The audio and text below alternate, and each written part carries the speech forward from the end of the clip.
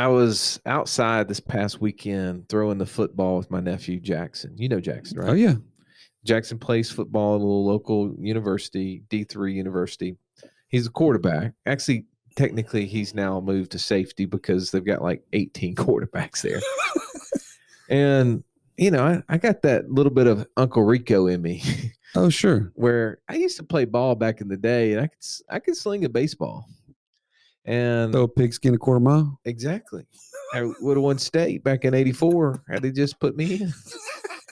Well, we got out there in the front yard and we were slinging a little bit. And Jackson says, "Uncle Russ, I think I can throw that football further than you." Uh-oh. And I'm thinking, Don't challenge him. I've never turned down a challenge. No. And I'm out there throwing it. By the way, I'm gonna let you know he actually did outthrow me. Now, part of it is because I couldn't keep that thing spiraling quite as long as he could. But he did. He threw it a little bit further than I did. I gave him props for it. That's not the story. 2 days later, I am like holding my shoulder. I'm literally walking through chicken wing through the house, just griping and complaining as to my shoulder hurting. Sure. And my wife comes up to me and she says, "Russ, were you not out there throwing the football with Jackson?" I was like, "Oh, yeah, you saw me." She goes, "And your arm's hurting?" I go, "Yeah, I've been telling you that for 2 days."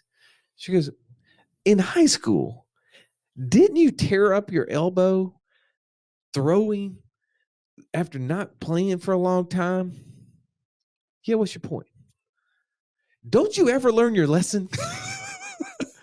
You keep going back to it. Keep going back. And so I just think about, as we're interviewing today, our guest kind of talks about some mistakes that he's making and some of those mistakes that he made early on in life.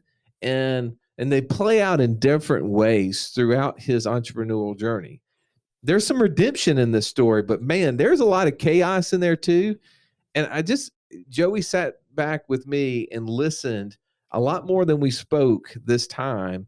And so there's some nuggets that we probably should have pointed out that we missed, like how he literally went underwater, losing $10 million in net worth in about 6 months. And he goes through 3 different examples of how he could have avoided it. Looking back, 2020 vision. Yeah. Yep. I think that, sometimes we can learn from others' mistakes, and hopefully, as one of my wise mentors would say, is borrow information versus having to personally go through it and pay retail.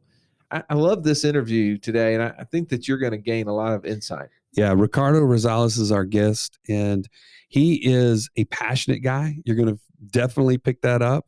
So passionate that we could never get a word in edgewise. We literally had to just keep listening. And let's just dive into this, because you're going to want to pick up these nuggets. You're going to want to learn from his mistakes and also figure out where he's headed from now. And you're gonna pick up a lot.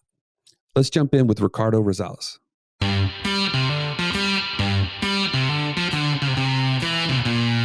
Welcome to the Wealth Without Wall Street podcast, your guide to understanding how to get out of the Wall Street rat race and start your own mailbox money lifestyle.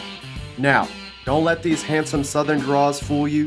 These financial minds are teaching our country to enhance savings, increase cash flow, and create passive income, all without the help of Wall Street. Are you ready to break through? Now here are your hosts, Russ Morgan and Joey Murray. Welcome into the show. Today's guest is Ricardo Rosales. Ricardo, so glad to have you on the show, man. Thank you for having me. I really appreciate this opportunity, and it's an honor for me to be here with you guys. I loved connecting with you while you're here in Birmingham, Ricardo, and you told a story as we were sitting at dinner that really kind of grabbed me and like shook me up a little bit as an entrepreneur, just to hear your story and some of the things that you went through. So I hate to have the always the honor or the privilege or whatever you may look at it as to ask these hard questions, but I need to ask you about what was going on in September of 2017 and how that impacted your life. It impacted my life in a big way, right? Dennis and I, Dennis is my business partner on the flipping business. We were flipping houses at a scale here in Houston.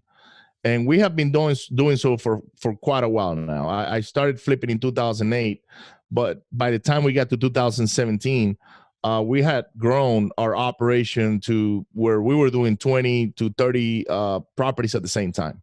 So we were handling millions of dollars worth of loans. And I think it was last day of August, if I'm not mistaken, is when Hurricane Harvey hit. We've been watching the storm, but we never thought of anything major happening with the storm itself, because it wasn't going to hit Houston directly. It came like around Corpus area, which is like 3-4 hours away, but it brought a lot of rain, and this rain brought a lot of flooding. So the whole city of Houston, areas that never flooded before, actually flooded this time. A few of our rentals, we had a lot of rentals properties at the time. They flooded, 5 of them actually in total. They flooded. They were not insured for floodings, and we had to kind of like put about $200,000 to get them fixed up. Oh, wow. But that was not the problem. That was actually easy. That was not a big deal. We actually fixed them up in like a month or so, because we had 47 people on our crews working anywhere from painting to drywall to flooring and those kind of things. And everything else we subcontracted: kitchens, roofs, foundation, electricity, plumbing. So what happened was there were so many flooded houses in the area that they needed to be demoed. That you have to do demolition inside, cut up the walls 4 feet up, make sure you get rid of the, everything that's happening. And they all walked away because the labor rates went so high that I couldn't compete. I couldn't pay them, basically. I was paying these guys $12 to $15 an hour roughly, and now they're making $40 an hour plus per diem. There was no way I could afford, my whole crew. Well, probably now that I look back, I should have afforded them somehow and match those rates. But at the time, didn't make no sense. So we started sourcing people from other cities, actually, and training brand new people that's never done construction before into flipping and rehabbing properties. But what that cost to us was that we had 20 loans at the time, probably anywhere from $4 to $5 million worth. But we had a schedule for closing another 27 properties. And they were closing within the next 2 to 4 weeks. So when Harvey hit and we started fixing our rentals that flooded, we never thought that our whole crew was going to walk away, number one. Number two, we didn't think that the ongoing work was going to be going for so long, for months at a time. And we thought it was going to be a quick thing in and out. The flooding happened. Okay, 6 months from now, it's over. That was not the case. So literally we lost our crew. Now we had 47 houses because we went and bought the other 27 that we had on the contract. And we were literally bleeding just on notes to $120,000 a month. Wow. And no money coming in. So I don't care. I don't care how much money you got in the bank. That's going to run out fast, unless you're a billionaire or something like that, right? Yeah, because that flip business is 100% solely dependent on the payday at closing. All the holding costs in the meantime are all on you. That liability lands on you. That is correct. In that moment, so you have a lot of things happening all at once. You've got Harvey hits, floods some of your units. You're like, no, that happens. We'll just send guys over there. We'll have to pay for it. But that's just part of doing business. You're making pretty good money off all your units. You got 27 properties. And I mean, the real estate investor in you is like, man, I don't want to miss out on this deal. This is going to be a good opportunity. Better go close on that. In hindsight, you wish you would have passed on that one. I know. Yes. Your crew leaves you because they were making $10, $12 an hour. And now they're getting paid $40 an hour to deal with all the wreckage that's all over the city and everything else. Correct. It was not a 6 months repairs, a year, 2 year repair for all of this stuff to get fixed. All of these things are happening in your life and you're bleeding $120,000 a month. that starts to pull. But before I because I know the story doesn't end there, but if it's all right, can we back up a little bit? I want to go back to where it all began. How did you even get to that point? Because a lot of people would said, man, Ricardo was flipping 20 houses a month. That's nuts. Like some people's goal is to flip one a month. You guys were doing actually 20. That's what I like to do now. So the way I'm gonna tell you a little bit about myself and where I come from. Right, I grew up in Venezuela. My father is a very successful entrepreneur in the insurance business, life and health insurance. He has a huge brokerage throughout Central and South America, and I grew up wanting to be like my dad. I wanted to wear the suit. I wanted to go to the office. I wanted to be right next to him, and so by the time I was 8. I would just beg my dad, and he actually employed me. He said, okay, son, if you're coming to the office, you're going to dress up, but you're going to come in and work. You're just not going to play there. And I became what they call in Venezuela the office boy. The office boy is the little kid that just handles the files to the secretaries. So the secretaries will need a file. They'll tell me the name. I'll go grab it, give it to them. And that's all I did, right? By the time I was 19, I was already running all his operations. But I didn't have a father. I had a boss. And me and him were clashing big time. A lot of it is because I was very immature. I loved to party. I started drinking when I was 12. By the time I was 15, I was already a full-blown alcoholic. Okay, this is what happens in Venezuela. If you can walk up to a liquor store, that's it. You're in. So, I graduated high school. I actually won a bet against my dad. I was doing so bad in high school that I flunked out of 7 classes that I was taking on my last year in Venezuela. I flunked 5. And the only ones that I passed were sports and English. Everything else, I didn't really pay attention to. And he came to me and said, son, if you pass these 5 classes during summer, I'm going to put you in an apartment in Miami, Florida. And I was born here in the U.S., so I'm a U.S. citizen by from when I was born. And I'm going to give you a brand new car so you can go to college. And I said, what? An apartment, car, college, Miami?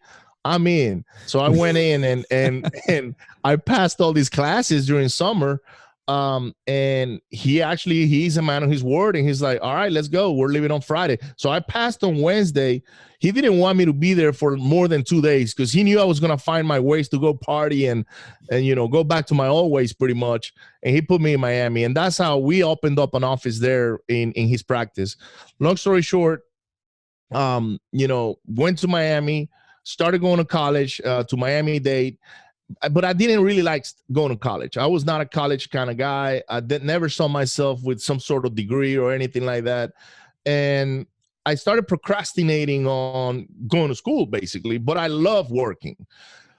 While I was in Miami, I kind of like found the party, Miami's party city of the world. So wait, parties? There's parties there? Oh my goodness, clubs, parties, you name it, right? So I found my way into my whole life, right, of partying down in Venezuela. And very quickly, me and him started clashing. Like he wanted me to go to college, quit drinking, quit partying out and all that. I had already had a daughter when I was 19. And literally, I had responsibilities. I was very responsible at that age, I would say. And, but I still did a good job at the office. So, I found a way to do a good job being irresponsible. Go figure that, right? But at some point we drove ourselves away, and I dabbled into a couple of things here and there. I left the office. I quit working for him.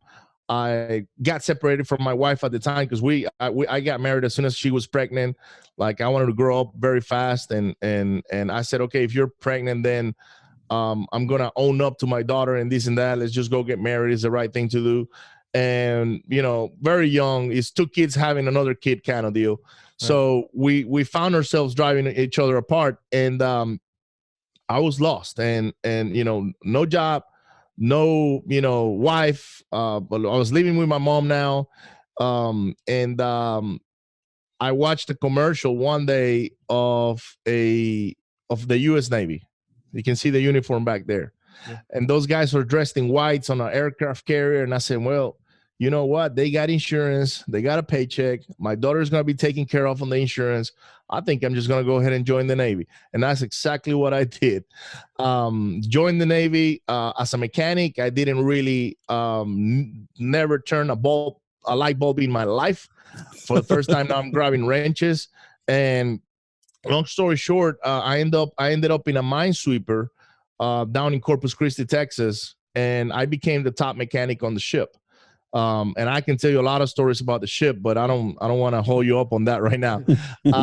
While I was in the Navy, I would see the oil rigs in the Gulf of Mexico. And I figure, man, I would ask myself, mechanics on those rigs make a lot more money than I make on the ship. I wonder how I can transition to that. So 2 years in, I started digging into it. And by the time my 4-year term came up, I got out of the Navy and I joined an oil and gas service company here in the Houston area. Started from the bottom. I started in the shop, being a trainee, and then I ended up working offshore. Worked all over the world, put well hits and trees in the ocean, in every single sea that there is out there now. Worked in Africa, Australia, Singapore, Malaysia, Venezuela, the whole 9 yards.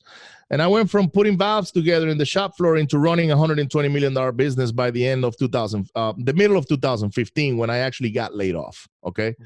So I had a 12-year career in the oil and gas business. I was actually pretty good. Made a lot of money. I was a corporate guy, right? I was a global business unit manager at the end of my oil field career, handling a $120 million business unit for one of the largest service operators here in Houston. But how I got into real estate was when I was working offshore, sometime around 2007. I was doing, when I was not on the rig, I had a lot of time on my hands. And I had time and money because, you make good money in the oil and gas business when you're working offshore. It's 6 figures. And most of my friends were spending money on what do you call it? On toys. I was not a toy spender. I was like, I need to put this money to work. What should I do? And I watched this show called Flip This House.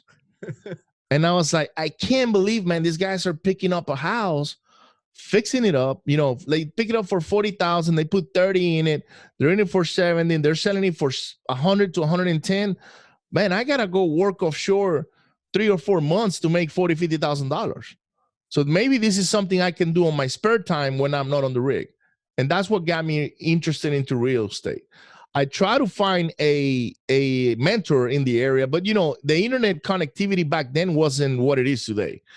So I couldn't find much, but I found a house and I just went and bought it. And this is sometime in 2008 when the whole thing is just the whole bubble starts to blow up and everything. Crumbling, yeah. Yeah, it started crumbling. Everybody was getting out of real estate. I was getting in. Yeah. And I started buying houses very cheap, fixing them up. My first 2 houses were nightmares. I call them the universities because they taught me everything there is on how to handle contractors, all the way to getting money stolen, the whole 9 yards. But I finally made it through. And by the time I got done with the first property, I ended up being a forced landlord because I couldn't sell it.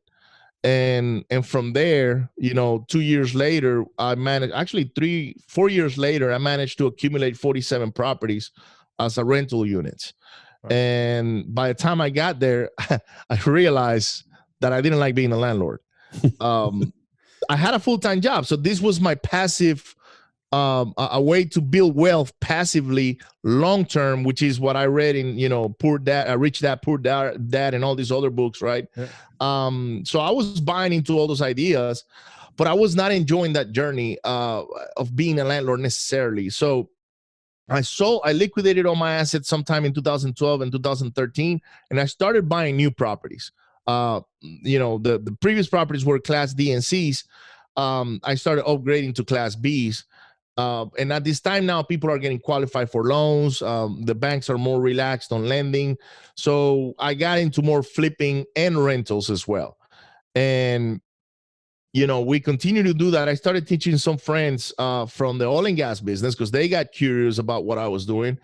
especially when I told them that I was paying like 12% taxes a year because of all my write-offs through my properties and all that. They were like at the 40% level, and I was like, they're like, "You're doing what?" And I was like, "Yeah, man, you know, you just got to get you a good CPA, you know, and you got to invest in real estate." And I got their attention. They started investing with me, and I created this little group that later on turned into a company called WF4U Holdings, which means we flip it for you. So we put a group together of guys that were W-2s, high income guys. They had good jobs, and what we did is we leveraged them for loans and money, but we found the deals, flipped them, and then we put the properties either on rentals or we sold them. Long story short, August 2015, I got laid off, and I was not expecting that to happen that day. I knew I was eventually going to get laid off because that's corporate. The corporate world is just like that. And I was pretty high up on the chain, so I figured that when the oil started coming down, the first guys to go were going to be the guys that had the highest salaries. I was just one of them, and they put me on the streets, and I said, okay, I've been an employee for a very long time now. I know real estate. I didn't think at the time that I had built enough for me to sustain myself off the rentals. So I got to find a way to make money so I can live from what I do. So I got to create my own job, basically. And because I had this little group together, I went and reached out to those guys and I said, look, guys, this is what I think is going to work. You guys, as long as you guys keep your jobs, it's going to be easy for us to get loans from Harmony lenders and banks and things like that. What I'm going to do is I'm going to become the general contractor for all these properties. And now I'm going to contract all the labor, and I'm going to get paid as a general contractor. That way I can make a living and pay my bills like that. Because when I got laid off, I made $250,000 a year, but I also had the life of a guy that made $250,000 a year. So I had the big mortgage. I was like the rapper, man. You know, rappers take care of all the family members and all that when they start making money. Well, I was taking care of my mom, my mother-in-law, my daughter, you know, now my grown-up daughter going to college and all that. So my income went away, but my liabilities were the same. And even though I had money, I had a 401k, I had money in the bank as well. I had some rehabs going on. I knew that was not going to last for a long time. And I said, okay, I got about 6 months to 9 months of expenses right now. I got to figure a way to replenish this cash that I just lost, or the income that I just lost. And I went to these guys that we had put the group together and said, look, guys, we're flipping 3 houses right now at the same time, but we really need to kick it up a notch. We got to go to about 10. And they said, 10? You must be out of your freaking mind. That's too many houses. We're struggling with 3. We got to scale up to 10, hired all these people. I said, guys, I understand. You guys got a job. I don't. And the numbers only make sense if we go up to 10. If I don't go up to 10, I'm going to lose everything I got. And that to me is not an option. So, you know, and that's how we ended up started buying a lot more properties. So my job became find private money, because we have transitioned from hard money to private money, find properties, marry the two together, and pull off the rehab. And what I was using my partners for at the time was credit and a little bit of money to get on deals. Quickly, I kind of outgrew them, and they started feeling that. So I ended up buying them out of the company. They kept a lot of the properties that were rented, and I kept most of the ones that were liabilities at the time on the rehab. But that was one way to kind of like get them out of the way. And they had their jobs. They were perfectly happy where they were. So they had no desire of quitting their job and coming and to do what I was doing, which was hustle 24/7. Work around the clock, hire people, manage people. Managing contractors is one of the worst things that this business has, right? They wanted no part of that. And they said, Ricardo, you know what? We love you. We're still friends. But if we go the separate ways, then we can still keep our jobs. We keep some of the houses. You keep some of the houses and some of the rehabs, or all the rehabs, because they didn't really want to rehab anymore. And that's how we ended up going separate ways. Now, sometime in 2016, the way we found the deals is we went on the MLS, and I was looking for properties in Houston at the time. A property was worth about $100 per square foot. So anything I could find below $50 a square foot was worth taking a look at to make sure that the rehab and the purchase price was going to be about $70 per square foot. And from there, we will start negotiating. Now, in 2016, sometime, those deals completely disappeared. And now I had to find deals. I had plenty of money available to buy properties, but I couldn't find deals. So that's how we started a lead generation, operation that eventually led for us to owning our own mailing company. And we started sending letters and postcards, talking to sellers. We started quickly negotiating properties directly with the sellers, which is something we didn't do before. It was always either through a wholesaler or through an agent. And that's how Same as Cash, which is our acquisitions company, started. And I started building this with Dennis, who later on became my partner on the flipping as well. And literally that's how we started growing our business. Are you looking for ways to implement ideas, get exposure to new ones, and be surrounded by people on the same journey as you? Joey, where can they go to do that? Go to wealthwithoutwallstreet.com/community. You can join for free today. Well, so Ricardo, I mean, that is an amazing story. I mean, there's so many twists and turns in there. And I know that as you're listening to this, you're like, wow, like this guy has lived an amazing life. He's had several lifetimes. Yeah. Yes. He's had 3 entrepreneurial journeys. And so I want to break down some of those moments, but I just feel like that, if I look back and you had an opportunity early on to see what it was like in corporate world. Then you went out a little bit, and then you went into the Navy, which thank you for your service. Thank you. And from there, you see another opportunity. You move into the sector of trying to flip on the side. You figure out how to create a partnership with other guys. You start working in that arena. Then you get laid off. You immediately figure out I have to scale in order to keep my lifestyle. Yep. Then you start 3 other businesses. It seemed like there's lots of these things, and all of a sudden you're scaling up. And you get to where you're doing not 3 deals a month, not 10 deals a month, but 20 deals a month, and Harvey hits. And we're right back where we were when we started. So let's talk about, though, what's been happening since then, because there's a lot of like ups and downs in there. You got to hear Ricardo talk about living a great lifestyle, having lots of money, creating a great business, and then all of a sudden having it like collapse. And some people would say that's enough. Okay, I'm just going to go back to the corporate world. I'm going to get a day job. I'm just going to work. I'm just going to probably save more than I spend and ride off into the sunset. But that's not what you did. Right. What did you do after Harvey? So Harvey, Harvey to us was like a slow death. Okay, because we had money in the bank, so we never thought that money was going to run out and it was going to take us so long to get out of that problem, which, by the way, I still have some of those properties that I'm actually cleaning from my books. Okay. So we had to switch from a high liability business, which was flipping, into a low liability business, which was wholesaling. Okay. Wait. So what does that mean? When you say high liability from flipping to low liability to wholesaling, explain the difference.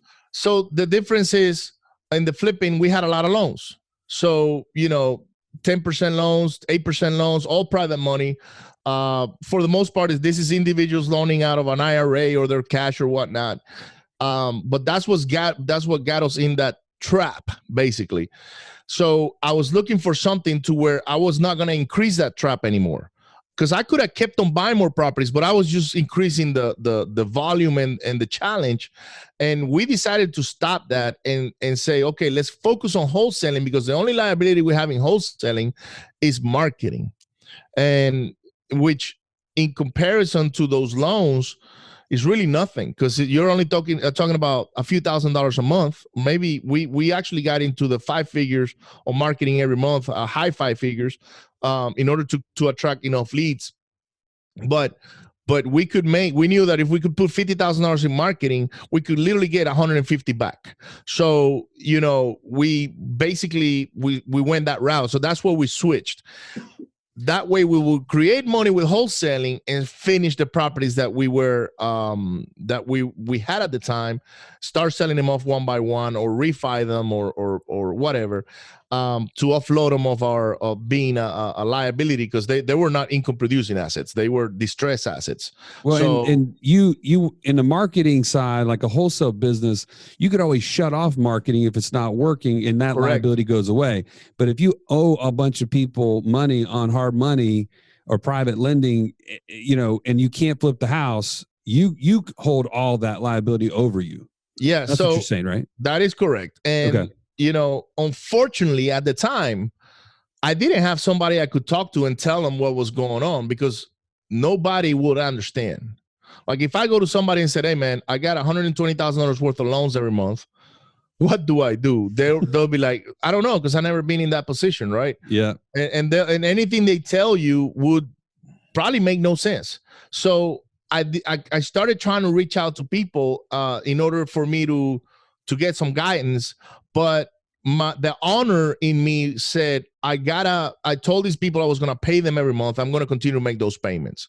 So, I literally did that until I literally ran out of cash, which was roughly altogether was probably $3 million. And I got to the point to where my wife called me one day wondering which debit card to use to put $50 of gas on one of our trucks after we were bringing $200,000 to $300,000 a month, right? And I said, I don't know, figure it out, right? Like this is those little challenges, but they start adding up. And, so I should have literally, when Harvey happened, the first thing I should have done was call all my lenders and stop all the payments. That's it. And then deal with them at the time. But I would have had enough money to finish everything, and my plate will be clean right now. They would have been maybe mad at me because they were making their 10% or 8% payments or whatnot, but at least they would have gotten their money a lot quicker back. I didn't do that. I continued to make those payments. I will tell them, don't worry about it. We have wholesaling. We got money coming in. But eventually, it was more the money going out than the money coming in. I still had to go have a conversation and say, look, guys, you got two options now. Number one, you take the property back as is, right? And then, if there is any deficiencies, you can go back and sue me or whatever. But by the way, I have no money. Number two, you work with me until we get out of this bind. And I would say 99% of those guys chose to work with us. So that's how we started transitioning out of all those properties. All right. So then that is, you still have some of that's, hanging over your head, but yeah. What's the next stage or next step for you in your journey? So right now, my next step is to continue to grow our wholesaling operation. We have a 6-figure operation now, month after month. Of course, during the pandemic, the 6-figure turned into no figures, because nobody was buying. We had properties, we had stuff on the pipeline, but nobody was buying. And we will continue to grow that, because that's kind of like my main avenue. I am buying properties, but I'm buying now everything under owner finance to us, because I do believe in long-term wealth. Leverage some debt, but is more of a healthier debt. It's a 4%, 3% loan as opposed to a 10% or 8% loan. So we're buying some of those. And then we also have a data company now with a texting platform that we're providing services to other guys like me that are in the lead generation business for wholesaling or even whatever. Lead generation is lead generation.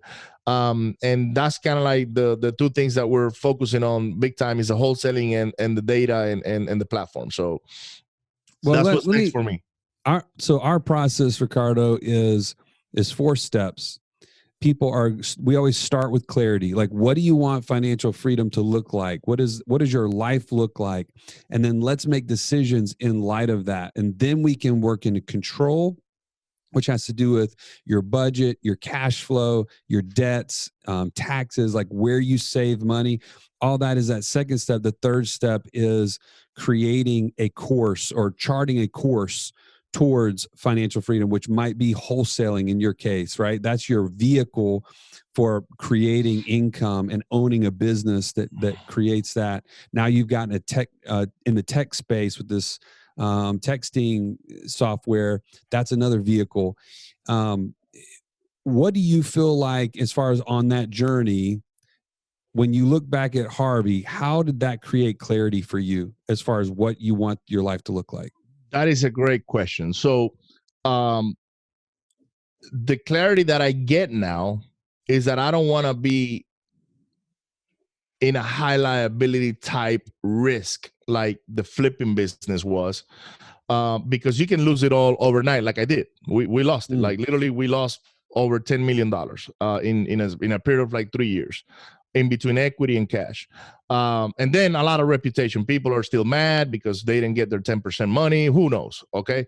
So what I got from that was, okay, I don't want to be in that position again, but that doesn't mean I hate real estate. I want to continue to buy real estate, but I want to buy it in more favorable terms to us. And I want to own actually a lot of free and clear real estate to where if another catastrophe happens, I don't have the liability of the loans. Even if I lose all my income from it, the only liability that I may have is taxes on the property, like the property taxes, right? So that's where I shifted into, which is clearing my plate from all those debts. Now, don't get me wrong; it's still good to leverage debt, but at least not in Houston the way we did it, especially in a city that's got floodings and hurricanes and things of that nature. So I want to own a lot of real estate free and clear. That will give me a lot of peace of mind, and that's what I'm working on right now. I will make this clear. Wholesaling is a rat race. It is a complete rat race. A lot of people out there that are watching guys like myself and all these other people that are in the wholesaling business make big checks, $10,000 a house, $20,000, $50,000. Yeah, those checks are beautiful.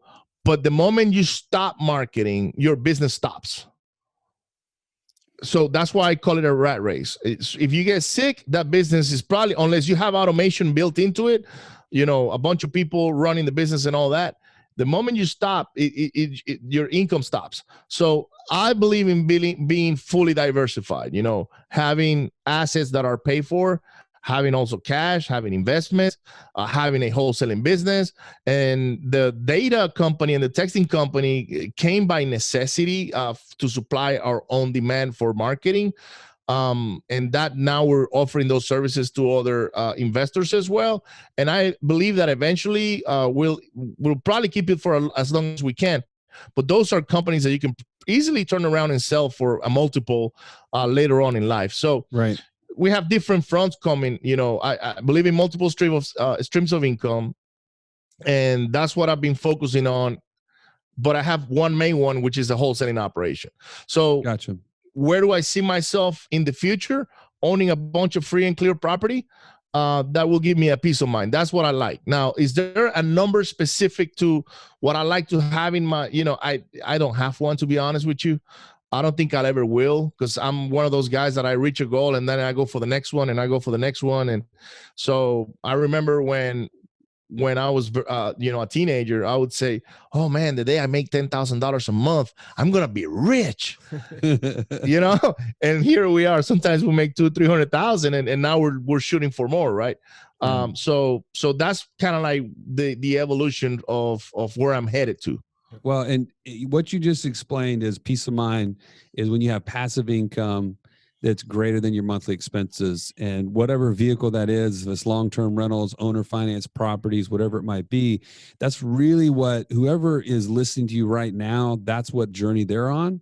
And so it's really awesome to hear how you've really come from, a huge loss, and you've bounced back with some clarity on what is it going to take for you to have that peace of mind. So man, I love talking to people all across this journey. right? Sometimes we talk to people that are just getting started. Some people have achieved what we're talking about, and some people have gone backwards and they're bouncing back. And I'm just grateful that you're willing to share that with us today. For those that want to connect with you in some way outside of the show, what's the best way for people to get connected to you? So I have a website, ricardorosales.com. I also have a YouTube channel, Ricardo Rosales, where we also have a podcast, and you guys will be there next. And that will be the easiest way. On iTunes, or we're on the Real Estate Entrepreneurs Podcast. So I'll be happy to answer questions, connect with people, connect with our audience, and share, help them in any way I can, and be of service. Well, we really appreciate you, Ricardo. This is a really interesting story. I've just loved just sitting back. I mean, there's not very frequently that I get less words in than I did in this podcast, but I think most people are happy that they listened to you and not me, because you had a really interesting story. And there was several nuggets in there that I think we all can take away and learn from. Thank you again for coming on the show. We really appreciated having you. And as always, as a listener, we really appreciate you for listening to the Wealth Without Wall Street podcast. Please come back to the next episode. Thank you so much for having me. This has been the Wealth Without Wall Street podcast. Don't forget to subscribe to the show to break free of the Wall Street mindset and begin building wealth on your own terms in places you understand, so that your wealth will never run dry. See you next episode.